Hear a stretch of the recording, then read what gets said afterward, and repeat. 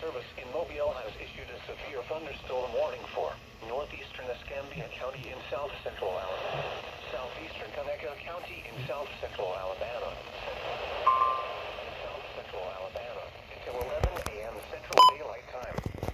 At 10:15 a.m. Central Daylight Time, a severe thunderstorm was located 9 miles southwest of River Falls, or 9 miles west of Andalusia, moving east at 45 miles per hour.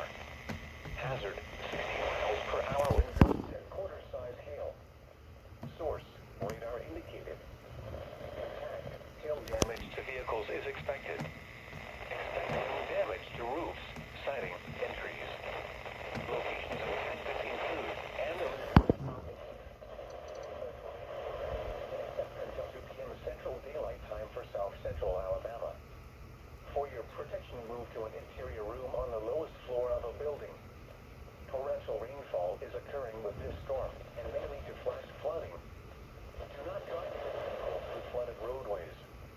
Repeating, a severe thunderstorm warning has been issued until 11 a.m. Central Daylight Time for the following counties in Alabama: Conecuh, Covington, and Escambia.